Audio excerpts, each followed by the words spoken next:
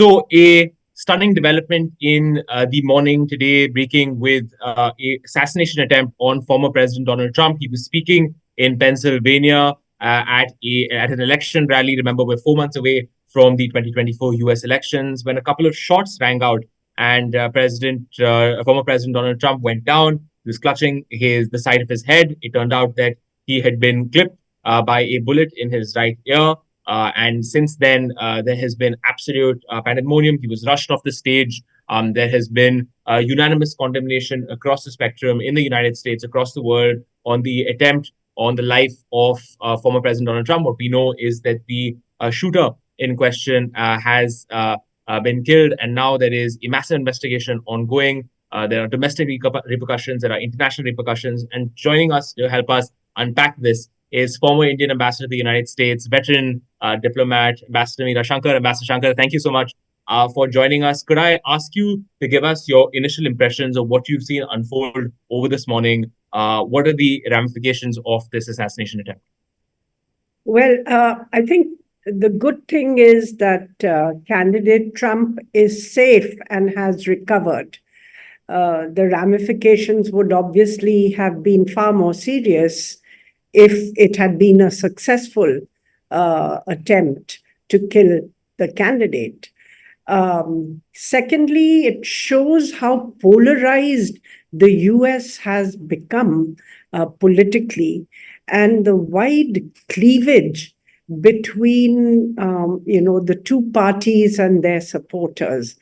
It also means that there will now be more sympathy for candidate Trump and his presidential bid, because he's also seen to have conducted himself with some vigor in the face of a crisis.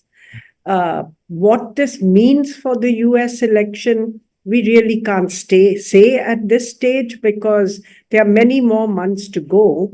And on the other side, the Democratic Party is in a state of confusion, whether it will continue with President Biden as its candidate, or it will now seek to persuade him to step down and choose another candidate. So I think we have to wait for these events to unfold, because 5-6 months can be a long time in politics.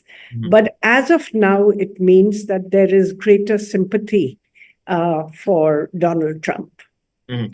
If I could ask you, as someone who has served in the highest positions in the United States as a veteran diplomat, how do you think the world will be seeing what's happening in the United States? You talked about polarization in America. This is perhaps, by some estimates, the first time in the last 40-something years that a serious attempt has been made on the life of a president, a sign of deepening polarization in the United States. Could I ask you to unpack how the world will look at just the divisions in America and how dangerous they seem to have become?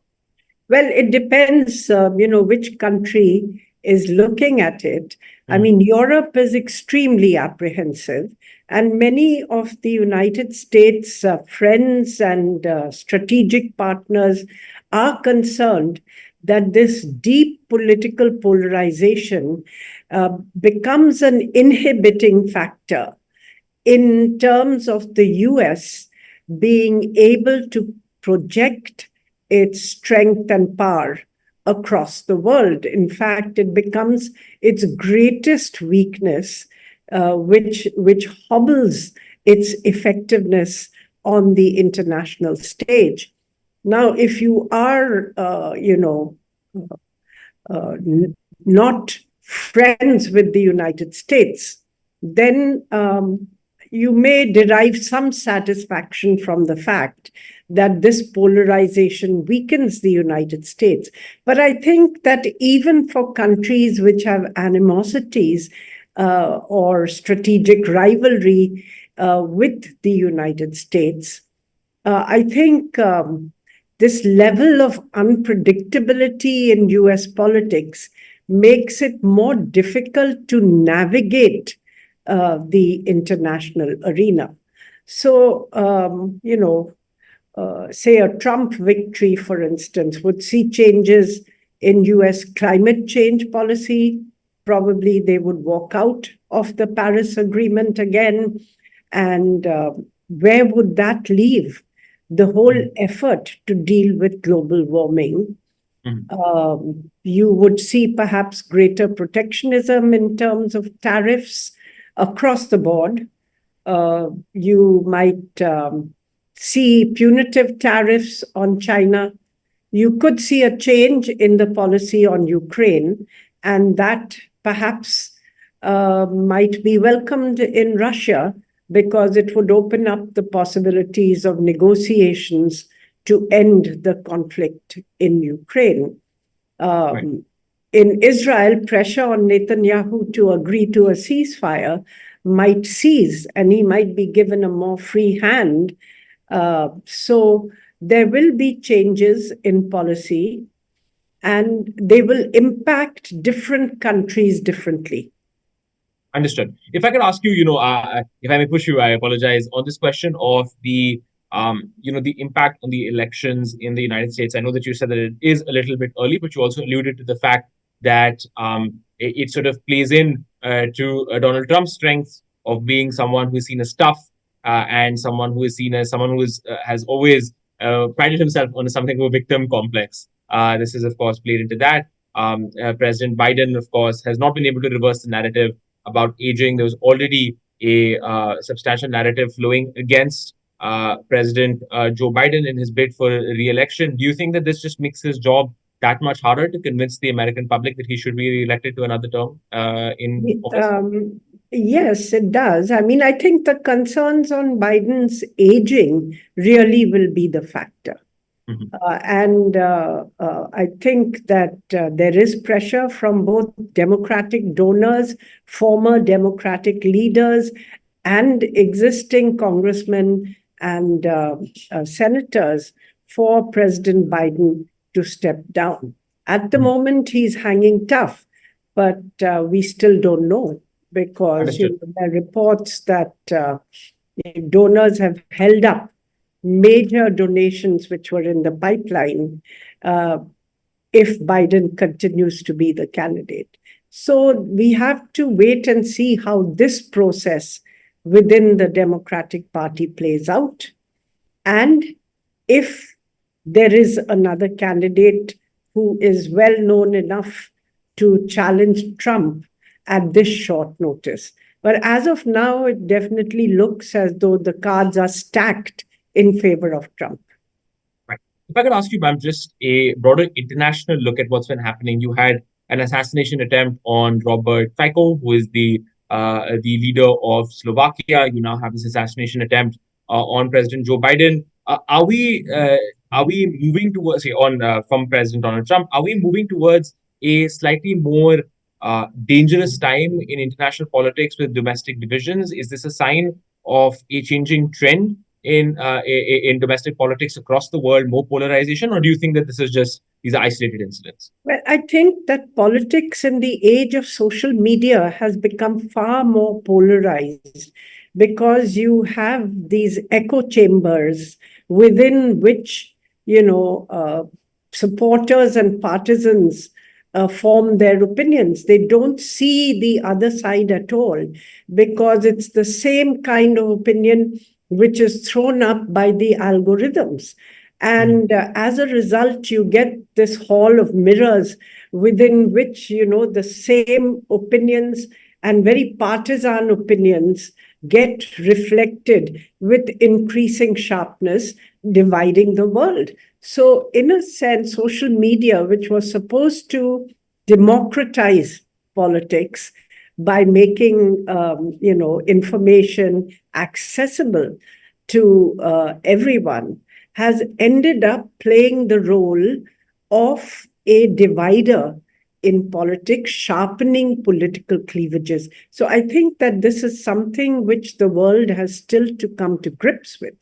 Now, within the US, of course, whenever there has been political polarization, there have been outbursts of violence. The last major political outburst of violence was in the 60s, when there was this whole issue of civil rights for the Blacks, and President Kennedy and Bob Kennedy were trying to enforce an end to segregation. And you had the assassination of President Kennedy, of Bob Kennedy, of Martin Luther King. And it was a great moment of turbulence in US politics. Earlier, during the Civil War and the abolition of slavery, you saw that kind of political turbulence with the assassination of Lincoln, Abraham Lincoln, who was then the president and had won the Civil War. So whenever there's been an issue which has divided the United States public opinion very deeply, you have seen these outbursts of systematic violence. Of course, in recent years, I would say that the country has moved towards slightly more consensual politics, except now in the last decade or so, where we are seeing again a return to extreme polarization. And the Secret Service has become more efficient. So most of the recent assassination attempts or attempts at violence have failed, whether it was the attack on Ronald Reagan, the attack on the White House by a mentally disturbed man during President Obama's time. And now, of course, you have this attempted assassination of Donald Trump. If I could ask you one last question on how India is going to be looking at this. You talked about, of course, the impact of domestic instability and polarization that has manifested itself in an assassination attempt on former President Donald Trump. How is India going to be looking at this? Because it has, of course, made an increasing strategic commitment to the United States. It wants a United States that is more engaged on issues that matter to India, whether that's climate change, whether that's China, whether that's the Indo-Pacific. Do you think that India looks at this level of domestic polarization, especially which has manifested itself in this assassination attempt? Do you think New Delhi and policymakers in South Bloc are deeply worried by something like this? Or do they feel, as at one point in time, Ambassador Shankar Menon used to say that, America routinely goes through these cycles of conflict and renewal and regeneration. So is it just something we've seen before? Is this a film we've seen before? Or is it something that is deeply worrying? Well, I've been pointing out to you that, whether it was the abolition of slavery or the civil rights movement or the anti-Vietnam movement, you've seen these periods of great polarization in the US. And then it has emerged from this, dusted itself up, and again been able to work together. So one would hope that is the case. For India, I think the fact that this political polarization weakens the United States would be of concern. But at the same time, as far as relations with India are concerned, there's no polarization in the US. Both the Democratic and the Republican Party want to strengthen the strategic partnership with India as a part of their Indo-Pacific strategy. Where you will see differences are on nuances of policy and also the domestic stances that they take on several issues, which then impact the relationship. So for Trump, for instance, his strong stand on immigration, not just illegal immigration, but also legal immigration. So tightening up of visa restrictions could impact both Indian students as well as our IT companies who seek H-1B visas. His emphasis on, trade fairness, if you will, where he will impose across the board 10% tariffs on all imports into the US, would obviously raise tariffs for India as well. He would be tougher on China. He would perhaps be tougher on Pakistan, and that's something that India would welcome.